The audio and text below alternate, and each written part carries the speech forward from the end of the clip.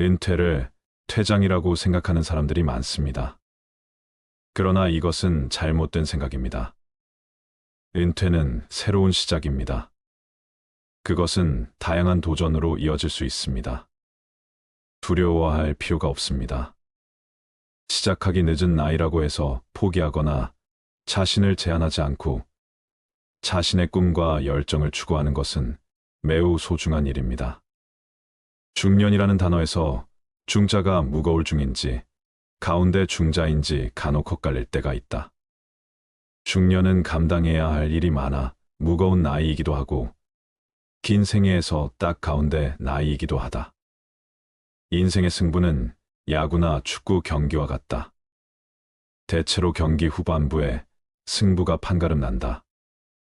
운동선수의 성공 요소는 재능과 노력인데 일반 생활인도 마찬가지다. 초년운이 아무리 좋아도 중년운과 말년운과는 비교할 수 없다고 한다. 초년운은 부모운에 의해 좌우되고 중년 이후의 운은 자신의 결과물로 100% 자기 책임이다. 대기만성한 사람들에게 무엇을 배울 것인가? 중년을 실패만 하는 시기로 착각하지 말라. 오히려 중년은 큰 걸음으로 성큼성큼 걸어나가 엄청난 진보와 성공을 쟁취할 수 있는 가장 좋은 시기이다. 당신은 서서히 꺼져가는 불씨가 아니라 새롭게 타오르는 불꽃이다. 당신을 기다리고 있는 것은 위기가 아니라 부흥이다. 이제부터 가슴을 활짝 열고 자신감을 가져보자. 대기만성한 사람들에게는 공통적인 특징이 있다. 그들 모두가 강한 목적의식을 가지고 있었다는 것이다. 또 그들은 열정의 소유자였다. 무엇보다도 가장 중요한 것은 비록 남들의 불신이 있더라도 자신이 하는 일에 대한 강한 확신을 갖고 있었다는 점이다.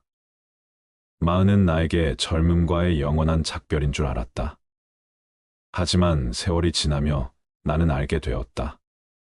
마흔은 우리의 사고와 행복을 제약하는 장벽을 허물기 시작하는 나이라는 것을 말이다.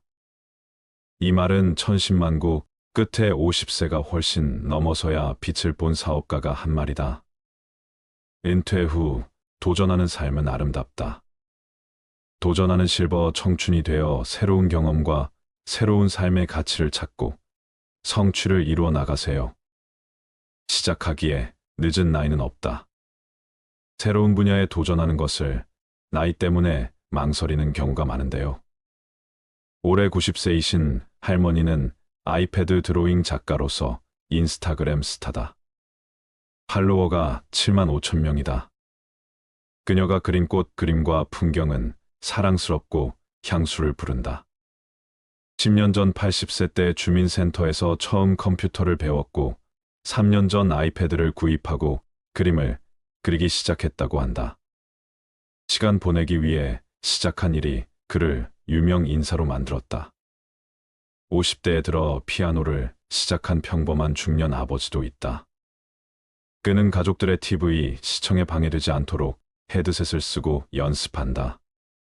자신의 연습 장면을 유튜브에 올리며 친구들끼리 서로 격려하고 연습하는 열정이 스스로 자랑스럽고 행복하다. 올해 60대 후반인 어떤 분은 은퇴 3년 전부터 외국어 준비와 은퇴 후 시간을 활용할 수 있는 취미를 탐색했다고 한다. 은퇴 후 세상 밖으로 나오니 하고 싶고, 배우고 싶고, 보고 싶고, 가고 싶은 곳도 정말 많았다. 코로나19 시기를 제외하고는 해마다 23개월은 자유여행을 떠났다고 한다. 국내 생활비 정도면 해외여행을 할 수 있었다. 국내에서는 정부와 지자체, 복지시설 등에서 실버들을 위한 다양한 프로그램과 프로젝트로 배움의 욕구를 충족하고 활용했다고 한다. 인터넷 세상에서 정보를 찾아 활용하는 방법을 꾸준히 배우고 익히는 일이 도움이 되었다. 인생은 언제라도 새로운 시작과 도전을 통해 변화와 성장을 이룰 기회로 가득 차 있었다. 시작하기에 나이는 문제가 되지 않았다. 세계적으로 성공한 유명인 중에 늦은 나이에 빛을 본 사례들이 있습니다. 대기만 성형 사람들은 이른 나이에 성공한 사람과 구별되는 독특한 특징들이 있다고 하는데요. 오늘은 나이 들어 대기만성한 사람들의 강점을 말씀드리고 도전이 왜 필요한지에 대해 말씀드리고자 합니다. 잘 들어보시고 도전하는 삶을 가져보시기 바랍니다. 첫 번째, 경험과 노하우. 어떤 경험이든지 마이너스가 되는 경험은 없습니다. 다양한 경험으로 얻게 된 노하우는 돈으로도 살 수 없죠. 오랜 시간 동안 축적된 삶의 지혜를 바탕으로 대기만성형은 현명한 결정을 내릴 수 있습니다. 두 번째, 경험을 기반한 창의성. 여러 실패를 겪은 끝에 어렵게 성공하면 신중해질 수밖에 없습니다. 보통 나이가 들면 창의력이 떨어진다고 생각하는데 대기만성형 인간은 나이가 들어도 여전히 창의성을 보입니다. 다만 대기만성형은 창의성을 발휘하기 전에 여러 실험을 거치기 때문에 시간이 다소 걸린다고 합니다. 세 번째, 위기에 대처하는 능력. 누구나 실패를 겪는 것은 힘든 일이지만 대기만성형은 실패에 대한 면역력이 높아 보통 사람들보다 빨리 오뚜기처럼 일어선다고 합니다. 네 번째, 자기 자신에 대한 신뢰. 늦은 나이에 새로운 도전을 하기 쉽지 않은 이유는 주변인들의 의심과 반대에 많이 휘둘리기 때문인데요. 사실 자기 자신도 믿기 힘듭니다. 대기만성형 사람은 도전 과제를 극복하기 위해 자기 자신의 능력을 의심하지 말 것을 강조합니다. 늦은 나이에 어렵게 성공한 만큼 그 성공의 가치에 대해 더 귀하게 여길 줄 아는 것도 중요한데요. 여러분도 대기만성형 사람처럼 긍정적인 생각을 바탕으로 많은 것을 이룰 수 있길 응원하겠습니다. 실버 청춘은 여유로운 시간 속에서 여행을 통해 자연의 아름다움을 느끼고 새로운 장소에서의 경험들은 인생의 풍요로움을 더해준다. 다양한 문화와 예술, 자연환경을 만나는 해외여행은 세계를 탐험하고 새로운 경험을 쌓을 수 있다. 다른 나라의 문화와 사람들을 만나면서 시야를 넓히고 자신의 관점을 바꿀 수도 있다. 은퇴자들은 평생의 경험과 지식을 바탕으로 새로운 도전에도 장점을 가지고 있다. 더 많은 시간과 자유로움을 갖고 있으므로 자신의 관심사나 열정에 따라 새로운 분야로의 도전이 가능하다.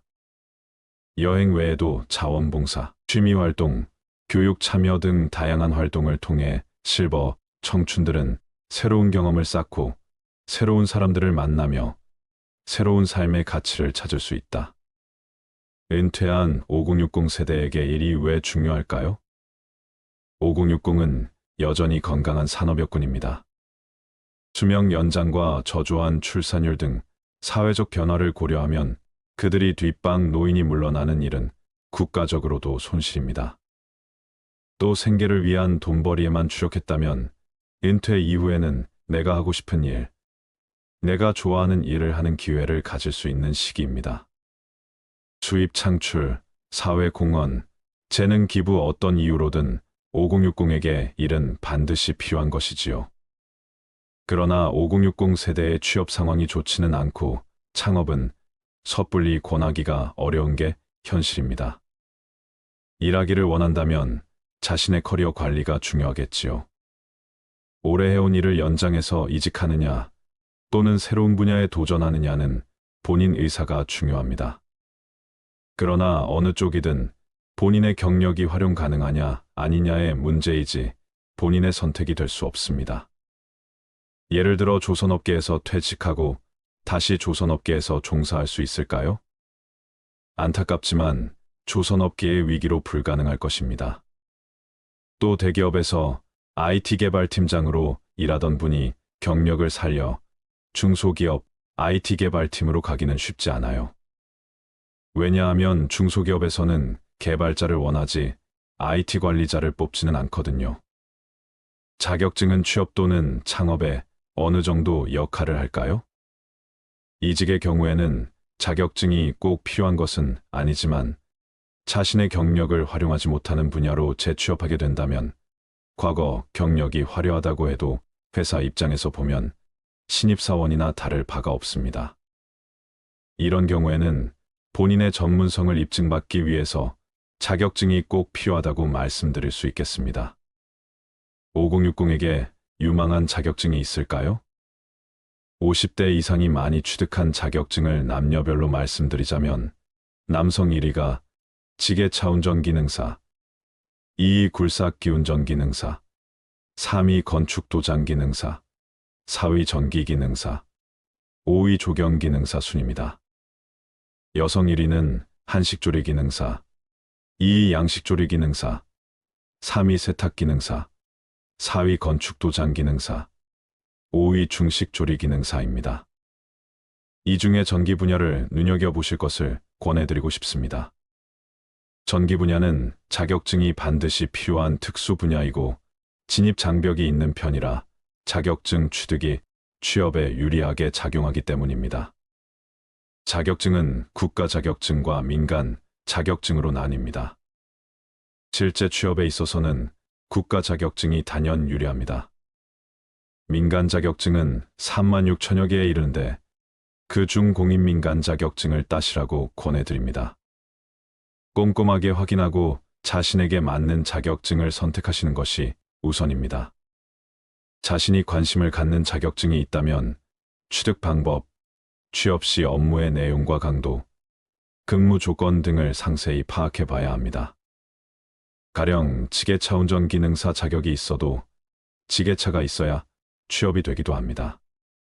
목돈을 들여 지게차를 구입하거나 취업을 포기하는 상황이 생길 수 있겠죠. 자격증 시험을 주관하는 기관에서 공개하는 업무 관련 내용 확인은 필수입니다. 다음은 관광통역 안내사 자격증으로 제2의 직업을 갖고 활동 중인 70세 남자분의 이야기입니다.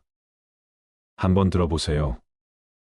문화관광해설사로 활동 중인 70세 남성분은 대학 졸업 후 은행에 입사해 32년간 근무했습니다.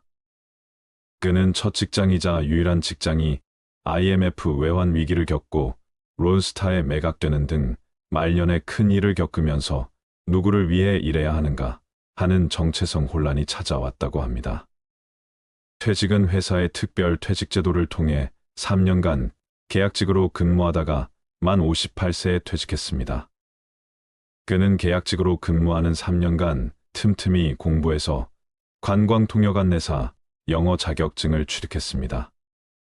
열심히 준비한 결과로 문화관광해설사로 뽑혀 7년째 활동 중이며 관광 가이드로도 일하고 있습니다.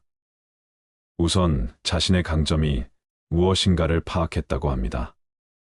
자신의 희망 직종으로 무역상, 여행 가이드, 경영 컨설턴트 순으로 정리되었는데 국내외 여행 경험이 풍부하고 여행을 인솔한 경험도 있어서 우선 순위로 여행 가이드를 준비했습니다. 과거 외국에 3년간 파견되어 근무하면서 영어와 스페인어 실력을 갖추게 된 점도 도움되었습니다. 관광통역 안내사 자격증 준비는 독학으로 공부했고 영어 인터뷰는 사설 학원을 다니면서 예상 질문 자료 등을 참고해서 공부했습니다. 그는 문화관광해설사 채용 시 자격증이 있어 가산점을 받고 취업이 되었습니다. 저에게 활동비를 받는 자원봉사지만 해설, 경험 자체가 가치가 있다고 생각해요. 주로 경복궁, 북촌과 서촌, 낙산, 남산, 성북동 등을 둘러보는데 여태까지 700회 정도 해설했습니다. 그중 60%가 외국인 대상으로 그들에게 우리나라의 문화유산을 소개하면서 보람을 느끼고 제 자신도 우리 문화유산을 더욱 좋아하게 되었어요. 그는 자신의 이야기를 2시간 동안 들어주는 대화 상대를 만날 수 있다는 점. 해설하기 하루 전 내 나름의 시나리오를 만들어 공부하면서 치매 예방도 하고 걸으면서 건강까지 챙길 수 있어 더욱 보람된다고 말합니다. 또한 해마다 문화관광해설사로서의 실력을 점검하는 테스트도 받아야 하므로 자원봉사지만 실력을 키우기 위해 노력하게 된다는 점도 좋습니다. 그는 여행사의 관광 가이드로도 일하고 있습니다. 6개월 전부터는 9인승 카니발을 구입해 프리랜서 드라이빙 관광 가이드로 본격적으로 활동하기 시작했습니다. 그는 퇴직 전과 후 느끼는 삶의 변화를 이렇게 말합니다. 여느 직장과 마찬가지로 이런저런 일도 있었지만 좋은 직장에서 평탄한 삶을 살았습니다. 한편으로는 정해진 일만 하니까 도전이 없는 삶이었죠. 그러나 스스로 계획해서 실천하고 평가하는 과정을 거치며 인생 2막을 충실하게 살아온 점에 대한 보람과 소득을 창출하며 자신감과 활력을 느낍니다. 사회복지사 자격증에 도전한 60대 할머니도 있습니다. 젊었을 때는 회사도 다니도 아이들도 있으니까 바쁘게 시간이 흘러갔는데 이제 60대가 되다 보니 그냥 집에만 온종일 있게 됐어요. 항상 여유가 필요하다고 생각했지만 은퇴 후 막상 일을 쉬니까 노후에 대해서 걱정이 되었다고 합니다. 그래서 어떻게 할까 생각하다가 너무 힘든 건 이제 못하겠고 사람들에게 도움이 될 수 있는 일을 찾았다고 합니다. 어떤 것이 있을까 찾아보다가 최근 들어 사람들이 복지 관련해서 관심도 많이 갖고 있고 의미도 있다고 생각되어 자격증에 도전해 보았어요. 사회복지 관련 일에 종사하기 위해 자격증은 필수였습니다. 은퇴 후에 어떤 것을 해야 될지 잘 모르겠다면 자격증에 도전하는 것도 좋을 것 같습니다. 100세 시대인 요즘에 60세 정년을 채우고 40년을 특별한 일이 없이 느긋하게 보내는 삶이 과연 행복할 수 있을까 하는 생각도 드는 요즘입니다. 은퇴 후 돈을 위해 일하는 삶은 버겁고 쉽게 지칠 수 있지만 내가 원해서 할 수 있는 즐거운 노동이라면 인생에 더 활력이 생기고 재미나지 않을까 하는 생각이 듭니다.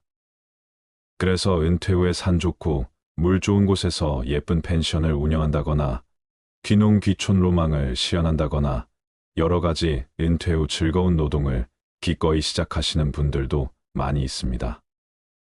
일부 은퇴자들은 자원봉사 활동을 통해 사회에 기여하며 자신의 지식과 경험을 다른 사람들과 공유한다.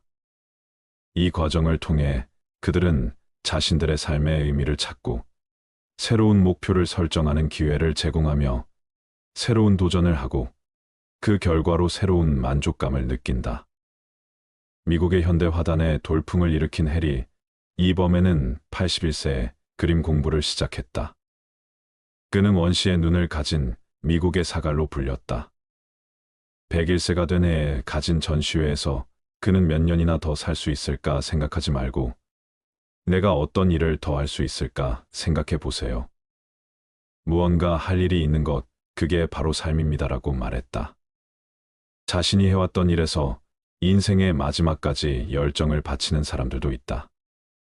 일제강점기 평양에서 태어난 서양화가 김병기 씨는 103세 때인 2019년 개인전을 열었다. 2021년 105세 때 대한민국 문화훈장 은관문화훈장을 받았고 대한민국 예술원 미술전에서 신작을 공개했다. 2022년 106세로 타계하기까지 그림 활동을 계속했다. 르네상스의 거장 미켈란젤로가 시스티나 성당 벽화를 완성한 것은 66세 때고 베르디가 오페라 오셀로를 작곡한 때가 그의 나이 74세였다. 괴테는 파우스트를 24세에 구상하고 쓰기 시작하여 82세에 완성했다. 여러분, 나이가 들어도 자신만의 꿈과 목표를 이루기 위해 끊임없이 노력하는 노인들이 있습니다. 어느 날 아침에 눈을 떠보니 이제 당신이 원했던 것들을 할 시간이 없다는 것을 깨닫는 순간이 올 것입니다. 그러니 지금 시작하세요. 이 말을 꼭 기억하시고 도전할 기회를 찾아보시기 바랍니다. 인생에서 가장 중요한 시기는 언제인가요? 인생의 말년은 어떤 것인가요? 정신과 육체는 서로 다른 속도로 쇠퇴합니다. 정신은 젊은이지만 육체는 급속도로 노화되지요. 나이 들어 거울을 들여다보면 이게 정말 나인가 의심되는 때가 한두 번이 아닙니다. 행복한 말년을 보내기 위해 중요한 것 중 하나는 시간 활용이라고 합니다. 우리가 일상에서 느끼는 행복감은 활동 시간을 매개로 하는 경우가 많기 때문이지요. 성공적인 노후는 평소의 시간 활용에 달려 있다고 해도 과언이 아닙니다. 가장 큰 행복감을 느낄 수 있는 활동은 어찌 보면 가족, 친구들과 함께 시간을 보내는 것이라고 할 수 있습니다.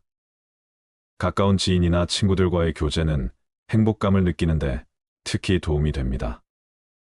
노년기에 친구들로부터 받는 정서적 안정과 지지는 가족으로부터의 정서적 지지 못지않기 때문이지요. 행복한 말년을 위해 가족, 친구, 지인들과 즐거운 활동 시간을 많이 가져보시길 바랍니다.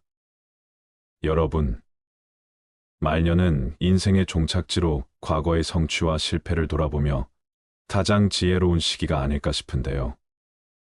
인생의 말년 그 순간은 우리에게 어떤 의미가 있는지 인생의 깊은 고민에 잠기게 합니다. 오늘은 쇼펜하우어의 철학을 바탕으로 말년이 가장 중요한 이유에 대해 알아보는 시간을 가져보겠습니다. 인생 중에서 말년이 중요한 3가지 이유를 말씀드릴게요. 첫 번째, 인생의 말년은 사람에게 가장 지혜로운 시기이다. 그 시기에는 우리가 삶에서 얻은 지혜와 경험을 바탕으로 현명한 판단력을 발휘할 수 있다. 지난 날들의 교훈을 통해 말년은 세상을 더 깊이 이해하고 자기 자신을 더욱 잘 이해할 수 있게 되는 것이다. 이는 우리의 삶의 지혜를 쌓아가는 보상이자 인생의 진정한 가치를 깨닫는 순간이 된다. 인생의 말년은 삶에서 얻은 지혜와 경험의 정점이다. 우리는 이때에 비로소 자기 자신과 세상을 내가 알던 것보다 더욱 깊이 이해하게 된다. 과거의 성공과 실패, 아픔과 기쁨을 돌아보며 우리는 더욱 현명한 판단력을 갖출 수 있게 되는 것이다. 나로부터 배운다는 말의 의미를 비로소 체감하게 되는 시기이다. 그동안 겪어온 모든 경험들은 우리에게 깨달음을 선사하며 삶의 의미와 목적을 명확하게 보여주는 계기가 된다. 인생의 말년은 단순히 나이가 들어감을 의미하고 체력이 떨어져서 쉬어야 한다는 의미가 아니다. 오히려 그 시기에 우리는 삶의 깊은 의미를 탐구하고 내면의 성장과 현명한 판단력을 통해 더욱 풍요로운 삶을 살아갈 수 있게 되는 것이다. 말년이라서 쌓아온 지혜와 경험을 토대로 새로운 통찰력을 얻을 수 있는 순간이자 인생에서 가장 지혜로운 시기라고 할 수 있다. 두 번째, 인생의 말년은 양보다 질이다. 말년은 우리에게 우선순위를 정할 것을 요구한다. 우리에게 주어진 시간은 유한하다. 시간과 에너지가 한정되어 있기 때문에 우리는 진정으로 중요한 가치와 목표에 더욱 집중할 필요가 있다. 가족, 사랑, 친구, 그리고 개인적인 성취와 같은 가장 의미 있는 것들에 더욱 가치를 두게 된다. 이를 통해 우리는 궁극적인 목표를 달성하고 인생의 질을 향상시킬 수 있게 된다. 말년에는 우리가 양적인 부분보다는 질적인 부분에 더욱 집중함으로써 우리의 삶을 더욱 의미 있게 만들고 풍요롭게 살아갈 수 있는 기회가 주어진다. 쓸데없는 인간관계는 정리하고 남은 시간을 소중한 사람들과 보내며 나를 위해 사용해야 하는 시기이다. 인생의 끝을 향해 우리가 향하고 있는 목표와 가치를 심각하게 고민하며 깊이 생각해 볼 수 있는 소중한 시간이라고 할 수 있다. 세 번째, 인생의 말년에 인생의 가치를 깨닫는다. 말년은 우리에게 유한성의 인식을 심어준다.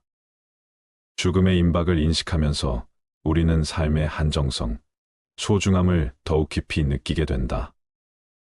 이러한 인식은 우리에게 감사의 마음을 심어주고 삶을 더욱 즐기는 방법을 배울 수 있게 한다.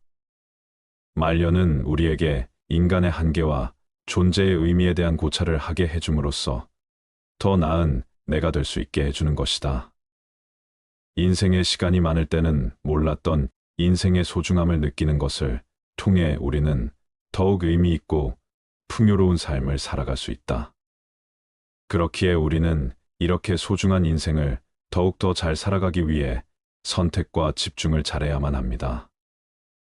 나와 함께 있는 사람들은 나에게 영향을 끼친다라는 말이 있는데요. 말년의 소중한 삶을 위해 인간관계에서 반드시 잘라내야 하는 것 4가지에 대해 함께 알아보도록 하겠습니다. 첫째, 부정적인 영향을 잘라내라. 주변에는 부정적인 영향을 주는 사람들이 존재한다. 그들은 우리의 내면에서 긍정적인 빛을 희미하게 만든다. 우리는 자신의 복지와 평안을 위해 이들과의 인간관계를 제한하거나 끊어야 한다. 우리가 이들과의 연결을 끊음으로써 우리는 긍정적인 에너지와 영향을 품을 수 있는 사람들과 귀중한 시간을 함께 보낼 수 있다. 그들은 우리를 격려하고 지지하며 성장과 발전을 도와줄 것이다. 이는 진정한 행복과 만족을 찾기 위해 이들과 함께 걷는 길을 선택해야 한다. 우리의 에너지는 소중하고 우리의 기분은 소중하다. 그래서 우리는 자신을 지키고 부정적인 영향을 주는 사람들과의 인연을 끊는 용기를 가져야 한다. 둘째, 인간관계의 무의미함을 끊어내라. 인생은 짧고 우리의 시간과 에너지는 한정되어 있다. 그러나 일부 인간관계는 해가 되지 않더라도 서로에게 진정한 의미나 가치를 가져오지 못한다. 이러한 무의미한 상호작용은 우리의 삶을 허비하고 소중한 시간과 에너지를 낭비하는 결과를 초래할 수 있다. 우리는 진정한 의미를 부여하고 싶다면 이러한 무의미한 관계를 끊고 의미 있는 인간관계에 초점을 맞춰야 한다. 진정한 의미를 찾기 위해서는 자신의 삶에 진실한 가치를 부여해야 한다. 우리는 자아를 깊이 탐구하고 우리의 열망과 가치에 맞는 인간관계를 구축해야 한다. 쇼펜하우어는 의미 없는 존재는 삶을 부정하는 것과 같다고 말했다. 우리는 의미 있는 존재로서의 인간관계를 추구해야 한다. 그것이 우리에게 진정한 만족과 행복을 선사할 것이다. 무의미한 상호작용은 우리의 삶을 허비하고 우리의 내면에서 장애물이 될 수 있다. 우리는 용기를 내어 이러한 관계를 끊고 의미 있는 상호작용을 추구해야 한다. 우리의 시간과 에너지는 소중하다. 그러므로 우리는 진정한 의미와 가치를 가진 소중한 인간관계를 찾아가야 한다. 무의미한 상호작용은 우리의 삶을 허비하고 진정한 의미와 가치를 찾는데 장애가 됨을 명심하라. 셋째, 독과 같은 관계를 끊어내라. 독과 같은 관계는 우리에게 해를 끼칠 수 있다. 상대방과의 상호작용이 우리에게 해로운 영향을 미치거나 우리의 성장과 발전을 방해한다면 이러한 독이 된 관계를 끊는 것이 필수적이다. 우리는 자신의 복지와 성장을 위해 독이 된 관계에서 벗어나야 한다. 쇼펜하우어는 다른 사람과의 관계는 우리의 삶을 결정짓는다고 말했다. 우리는 자신의 삶을 향상시키기 위해 독이 된 관계를 피해야 한다. 이러한 관계는 우리의 에너지를 흡수하고 우리를 지치게 만든다. 우리는 자아를 보호하고 우리 자신의 가치를 인정받는 관계를 선택해야 한다. 독이 된 관계는 우리의 성장과 발전을 방해한다. 우리는 자신의 잠재력을 실현하기 위해 독이 된 관계에서 벗어나야 한다. 우리는 용기를 내어 이러한 관계를 끊고 자신의 가치를 인정받을 수 있는 관계로 나아가야 한다. 이를 통해 우리는 진정한 자유와 행복을 찾을 수 있을 것이다. 우리는 자신의 복지와 성장을 위해 아무리 친하고 정이 남아있다 해서 독이 된 관계를 질질 끌기보다는 과감하게 끊는 것이 필요하다. 인간 관계에서 가장 중요한 것은 상대방과의 관계가 우리의 내면을 어떻게 변화시키는가이다. 다른 무엇보다 이것이 가장 중요하다. 우리는 우리 자신을 위해 독이 된 관계를 끊고 우리의 내면을 풍요롭게 가꾸는 관계를 선택해야 한다. 우리는 독이 된 관계에서 벗어나고 자아를 보호하며 우리 자신에게 진정한 가치를 부여하는 관계를 추구해야 한다. 넷째, 존중 없는 사람들을 끊어내라.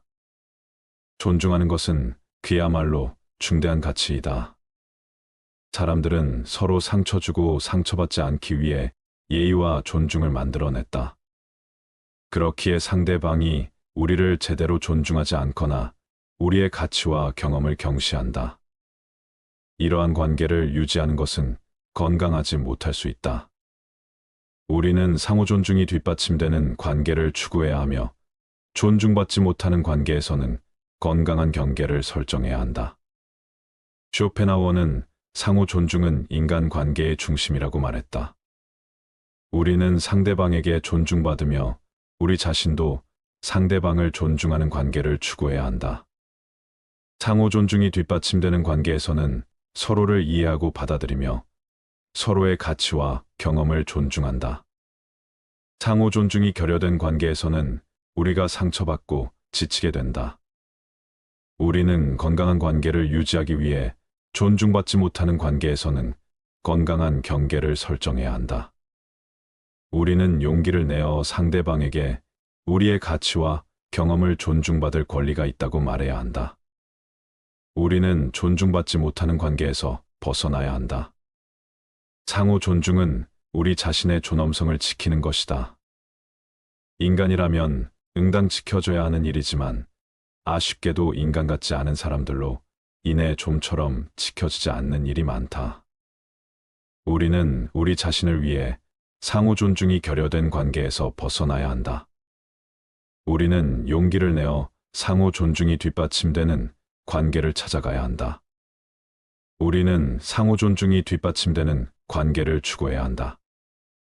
다음은 상호 존중이 되는 관계를 위해 지켜야 할 것에 대해 말씀드릴게요. 먼저 상대방을 존중하라. 상대방의 존엄성을 인정하는 것이야 말로 우리 자신의 존엄성을 지키는 길이다. 우리는 존중받고 인정받는 관계에서 자아를 보호하고 발전시킬 수 있다. 이를 통해 우리는 진정한 행복과 만족을 찾을 수 있기에 지금부터라도 존중하지 않는 사람과의 관계를 유지시키려고 애쓰지 마라. 아무한테나 친절하게 대하지 마라. 친절함이라는 것은 대체로 옳다.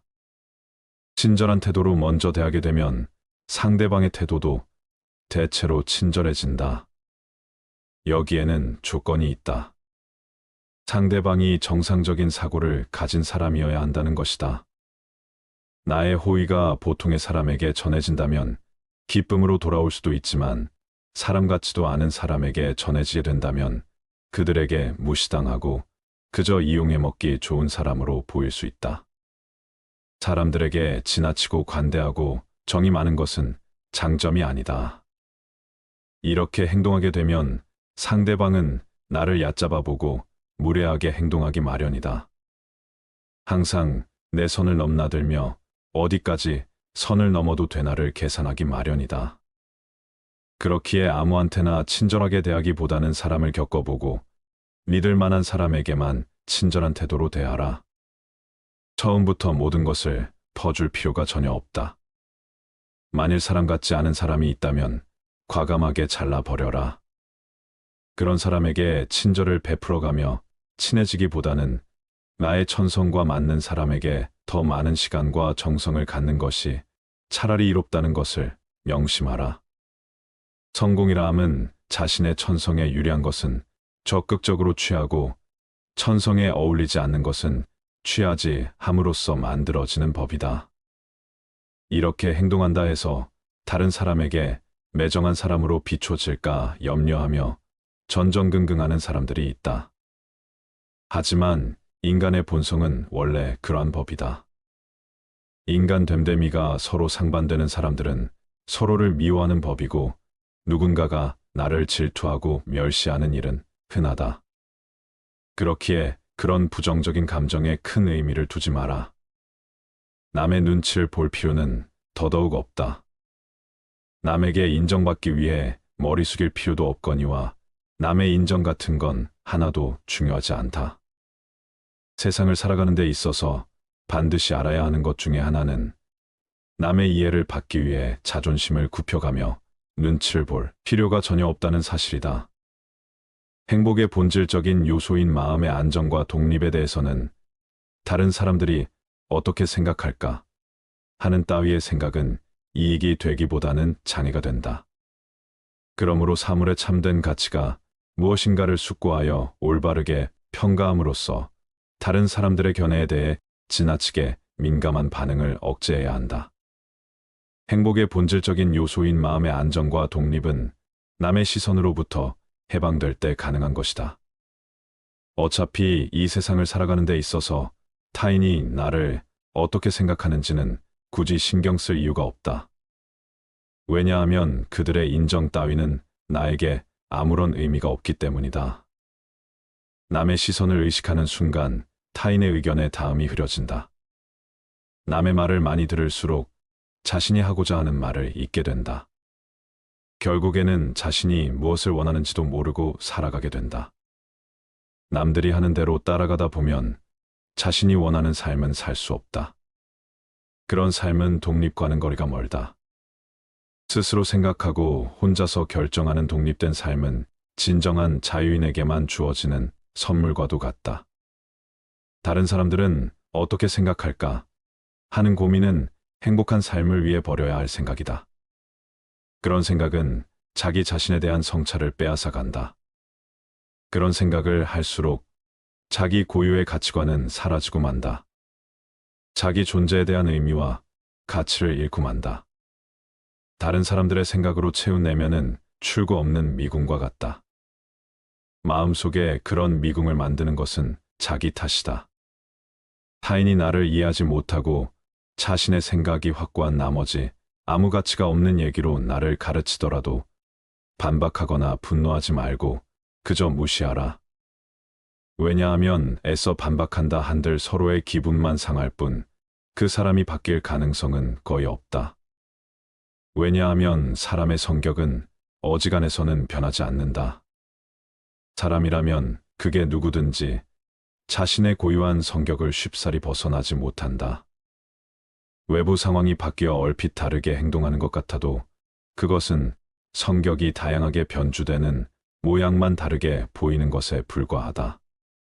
사람의 성격이란 거의 변하지 않기 때문이다. 형편없는 인간들이 모여서 훌륭한 인물을 깎아내리고 뒷담화하는 것을 보더라도 아무렇지 않게 여기고 오히려 감사할 것이다. 이런 사람들이 많으니 내가 더 잘 살 수 있구나 하고 말이다. 그렇게 되면 더 이상 타인에게 이해받기 위해 자존심을 굽혀 구걸할 필요가 없다. 쓸데없이 타인의 의견을 바꾸려 하지 말고 한 귀로 흘리는 편이 현명하다는 것을 명심하라. 모든 사람은 그 자신의 이해, 정도와 인식의 한계 내에서만 세상을 바라볼 뿐이다. 남을 신경 쓰기보다는 내 건강부터 챙겨라. 내 건강보다 중요한 것은 하나도 없다. 타인의 인정을 받기 위해 내 몸을 갈아가며 인사하지 마라. 사람들은 크나큰 착각을 하고 있다. 자신의 건강보다 평판이나 돈과 같은 다른 외적인 것을 쫓는 것을 중요시한다. 하지만 건강은 외적인 어떤 재화들과 다 비교할 수 없을 정도로 월등히 중요하다. 먼저 건강해야 재화를 누릴 수 있고 모든 것을 긍정적으로 인식할 수 있기 때문이다. 인간은 조금만 아프더라도 내 주변 모든 것을 불행하게 바라보고 스스로를 비극의 주인공으로 만들어 버리곤 한다. 따라서 아무리 친구가 많고 돈이 많더라도 건강하지 않다면 아무짝에 쓸모가 없다. 남에게 인정받기 위해 스트레스 받아 건강을 해친다면 주객이 전도된 것이다. 우리에게 중요한 것은 나와 가족의 건강이다. 완벽하게 건강한 몸과 건강한 정신, 즐거운 마음 등 이런 것은 지위나 부로 대신할 수 없는 장점이다. 그도 그럴 것이 건강이란 바로 인간 자신을 이루는 것이기 때문이다. 사람이 홀로 있을 때에도 그를 따라다니는 것이고 다른 사람이 그에게 주거나 빼앗을 수 없는 것이므로 건강하다는 것은 행복이다. 그저 그것 하나만으로도 큰 장점이고 행운인 것이다. 더 늦기 전에 건강을 챙겨야 한다는 것을 명심하라. 쇼펜하우어의 말에 의하면 행복의 징표는 웃음입니다. 행복해지고 싶으면 마음속에는 명랑함을 지녀야 한다. 명랑함은 진정한 행복을 드러내주는 외적 표현이다. 명랑함이 없는 삶은 무거운 짐으로 다가온다. 삶을 가볍게 해주는 것은 바로 명랑함이다. 행복은 내적 요인으로 결정되는데 그 내적 요인 중 가장 중요한 것이 명랑함이다. 명랑한 사람들에게는 항상 명랑할 만한 원인이 있다. 그 원인은 그가 명랑하다는 것이다. 명랑한 마음이라는 제보는 어떤 제보로도 대신할 수가 없기에 이에 필적할 것이 없다. 상황이 명랑하지 않을 때라도 명랑할 수 있는 사람이 진짜 명랑한 사람이다. 명랑함의 정도가 곧 그의 행복의 정도가 된다. 많이 웃는 자가 진정으로 행복하고 많이 우는 자가 불행하다. 지극히 당연한 소리인데도 우리는 이 사실을 묵과하고 살아간다. 우울한 인간은 10가지 계획 중 9가지가 성공해도 9의 성공을 기뻐하지 않고 하나의 실패에 화를 내지만 명랑한 인간은 10가지 계획 중 1가지만 성공하고 9개는 실패해도 1가지 성공으로 마음을 달래 명랑한 기분이 된다. 앞서 말씀드렸듯이 행복의 본질적인 요소인 마음의 안정과 독립은 남의 시선으로부터 해방될 때 가능한 것이다. 남의 시선을 의식하는 순간 타인의 의견에 다음이 흐려진다. 남의 말을 많이 들을수록 자신이 하고자 하는 말을 잊게 된다. 결국에는 자신이 무엇을 원하는지도 모르고 살아가게 된다. 남들이 하는 대로 따라가다 보면 자신이 원하는 삶은 살 수 없다. 그런 삶은 독립과는 거리가 멀다. 스스로 생각하고 혼자서 결정하는 독립된 삶은 진정한 자유인에게만 주어지는 선물과도 같다. 다른 사람들은 어떻게 생각할까 하는 고민은 행복한 삶을 위해 버려야 할 생각이다. 그런 생각은 자기 자신에 대한 성찰을 빼앗아 간다. 그런 생각을 할수록 자기 고유의 가치관은 사라지고 만다. 자기 존재에 대한 의미와 가치를 잃고 만다. 다른 사람들의 생각으로 채운 내면은 출구 없는 미궁과 같다. 마음속에 그런 미궁을 만드는 것은 자기 탓이다. 스웨덴 속담 중에 이런 말이 있습니다. 사랑 없는 청춘, 지혜 없는 노년. 이것은 완벽하게 실패한 인생이다. 청춘의 특권은 사랑이고 노년의 의무는 지혜다. 성숙한 노년을 위해 지혜를 쌓아가라. 노인이라는 말은 단순히 나이가 많은 사람이라는 중립적인 의미입니다. 그러나 사회적으로는 경륜과 지혜를 가진 존경할 만한 사람이라는 긍정적인 의미와 더불어 허약하고 능력 없고 영향력 없는 사람이라는 부정적 의미도 함께 지니고 있습니다. 그래서일까요? 60이 넘은 사람들 대부분은 노인이라는 말을 듣거나 노인으로 분류되는 것을 싫어하는 경향이 있습니다. 노인이라는 말이 부정적 의미를 가지게 된 이유는 뭘까요? 첫째, 자신의 경험을 일반화해서 남에게 일방적으로 강요하는 점. 둘째, 새로운 것을 배우려는 겸손한 자세가 부족한 점. 셋째, 실력은 없으면서 현재의 직위나 과거의 직위 또는 나이를 앞세워 권위를 세우려 하는 점. 넷째, 상대에게 간섭하고 잘난 체하고 상대방을 지배하려는 점. 다섯째, 윤리도덕적 기준이나 규정을 무시하고 적당히 넘어가려는 점. 여섯째, 나이 많은 사람을 젊은이들이 이해해주는 것이 당연하다는 생각으로 구태의연한 말과 행동을 하는 점. 일곱째, 대가를 받기 좋아하거나 공짜를 좋아하는 점. 여덟째, 신체적 외모, 옷차림, 말씨 등에 별로 신경 쓰지 않는 점. 이 같은 행동과 태도나 말씨는 노인의 의미와 이미지를 부정적으로 만드는데 크게 영향을 미치고 있다고 합니다. 인간은 태어나서 죽을 때까지 계속 성장 발전한다고 하지요. 노년기 이후에도 계속 발전 가능하기에 발전하는 것이 바람직합니다. 특히 나이 60세가 넘어 노년기에도 계속 발전하는 방법은 나이 먹으면서 노인이 되지 말고 어른이 되는 것입니다. 노인이 아닌 어른이 되기 위해서는 행동과 태도를 변화시키는 개인적 노력이 있어야 합니다. 어른이라는 말에는 오랜 시간을 살아온 인생의 경험과 지식을 갖춘 지혜로운 사람이라는 의미가 담겨 있습니다. 유명한 심리학자 에릭슨은 노년기에 갖추어야 할 덕성은 지혜라고 주장했다. 단순히 오래 살았다고, 경험이 많다고, 학식이 많다고 반드시 지혜가 많아지는 것은 아니다. 지혜는 오랜 생애 기간을 통해 얻은 많은 경험을 깊이 있게 성찰하여 얻어지는 것이다. 나이를 먹으면서 노인이 아니라 어른이 되는 행동과 태도는 무엇일까요? 첫째, 자신의 인생 경험에서 얻은 교훈으로 상대방에게 겸손하게 조언하고 젊은 세대를 진정으로 멘토링할 수 있는 태도를 가지는 것. 둘째, 겸손한 자세로 적극적으로 배우려는 태도로 자기의 직위나 역할에 맞는 새로운 지식을 갖추려고 노력할 것. 셋째, 윤리도덕적 기준이나 규정을 지키려 노력하고 모범을 보일 것. 넷째, 나이를 앞세워 변명하지 말고 젊은이들을 이해하는 태도를 가질 것. 다섯째, 이웃과 사회에 봉사하고 베푸는 태도를 가질 것. 여섯째, 보다 장기적 안목으로 후배와 후손 그리고 사회 발전을 생각하는 태도를 가질 것. 일곱째, 가능하면 외모도 가꾸고 단정한 옷차림을 갖출 것.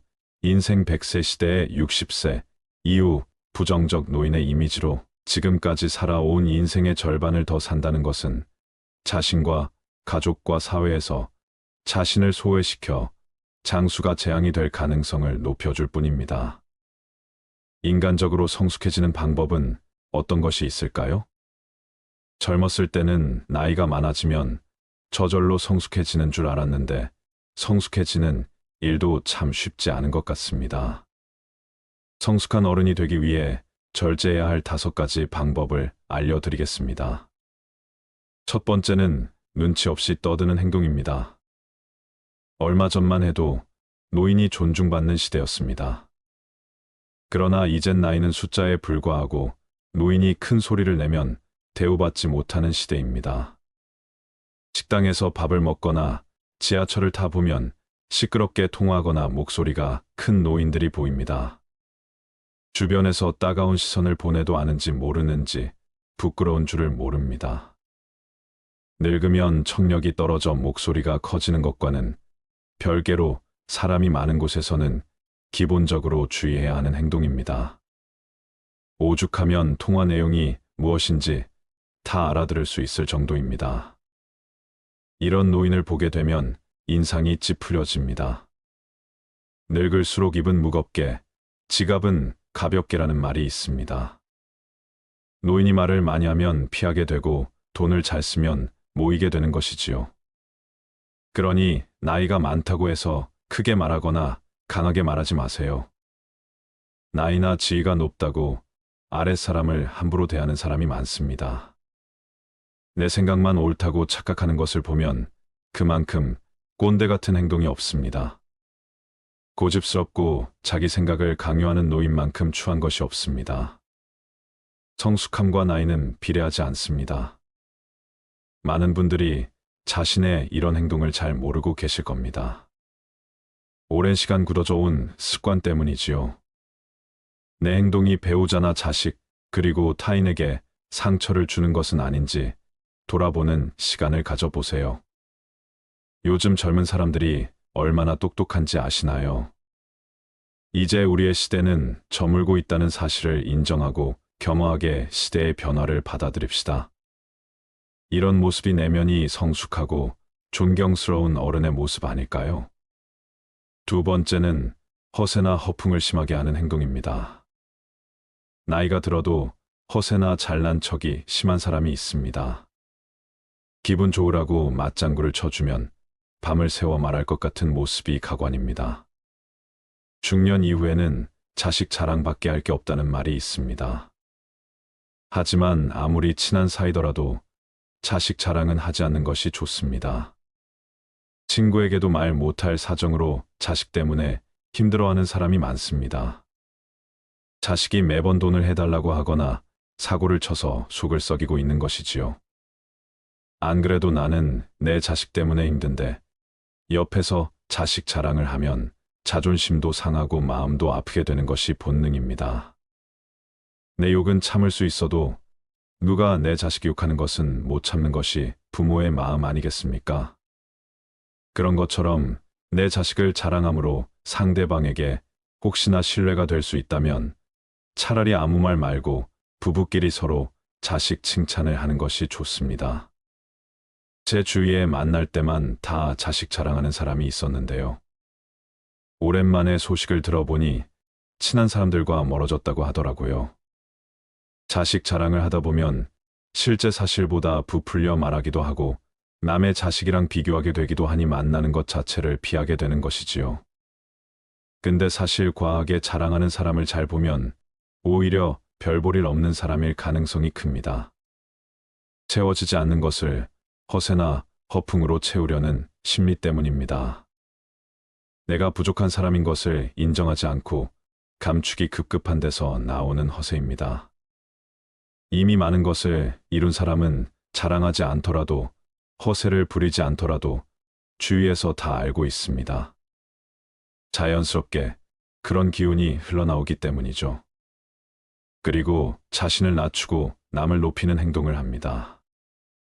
겸손과 배려가 오히려 그 사람을 멋지게 만들어 줍니다.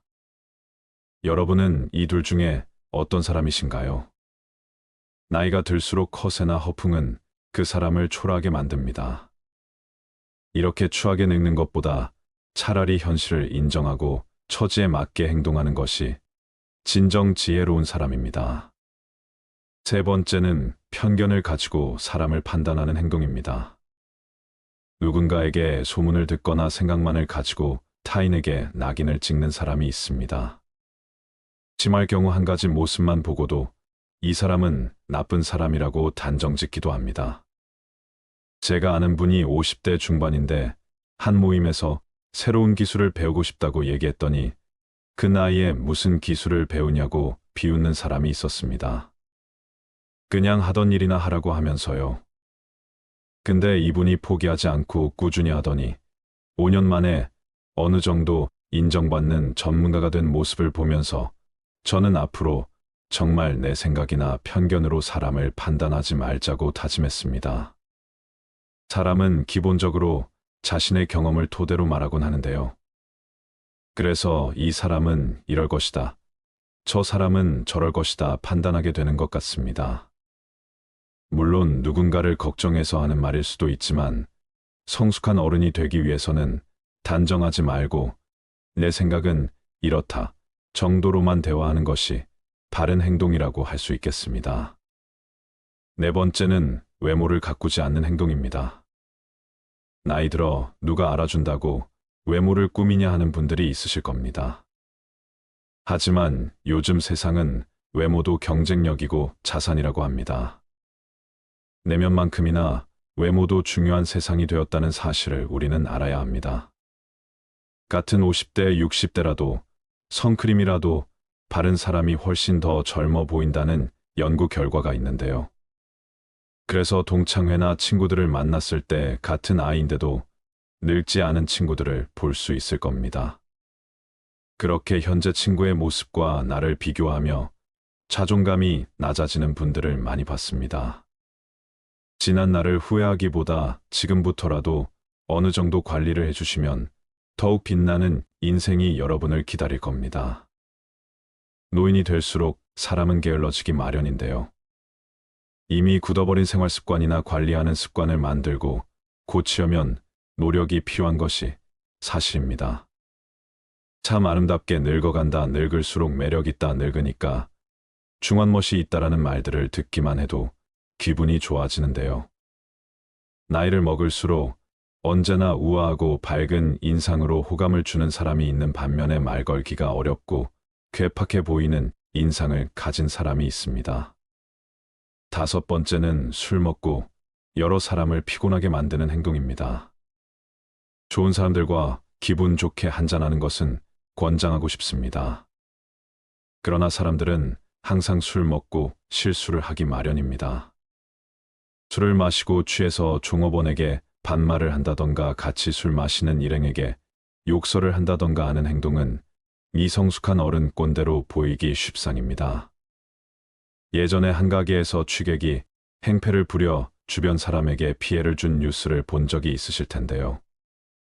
술에 취해 내 생각을 옆 사람에게 강요하거나 함부로 말하는 사람이 내가 아닌지 돌아볼 필요가 있습니다. 우울증과 치매 없는 노년기 보내려면 어떻게 해야 할까요? 마음과 몸이 건강한 노년기를 보내기 위한 5가지 실천 방법을 말씀드릴게요. 첫째, 자신의 건강 상태를 잘 알기. 몸과 마음은 따로 떨어져 있지 않다. 특히 노년기의 신체적인 질병이나 손상은 큰 낙담으로 이어져 우울해지기 쉽다.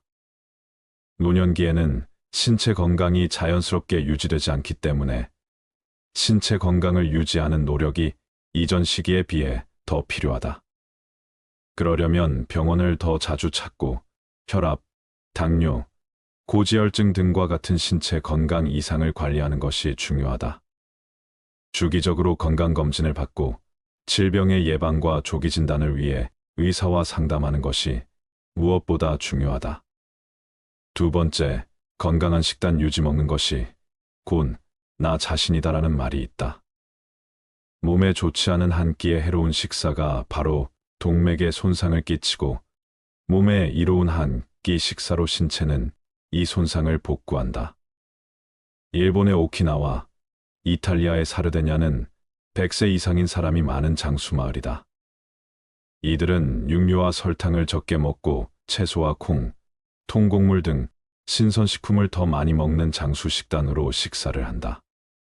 장수 연구에서는 되도록 적게 먹는 영양실조 없는 열량 제한이 장수로 이어진다고 하니 일주일에 일은 열량을 평소보다 75%로 줄인 식사를 하는 것도 바람직하다.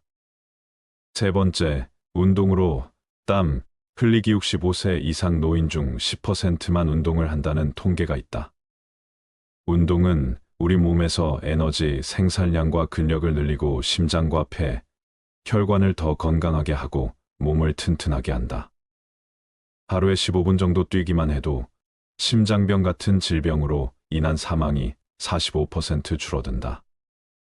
건강을 유지하는 운동으로는 인터벌 트레이닝이 권장된다. 지금 당장 자리에서 일어나서 뛰어보자.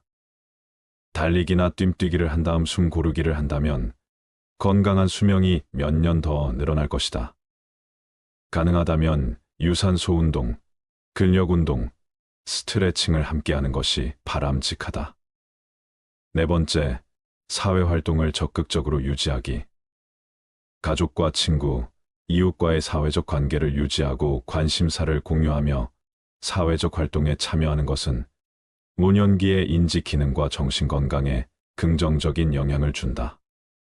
새로운 취미나 관심사를 개발해 정신적으로 자극적인 활동을 지속적으로 수행하는 것이 중요하다.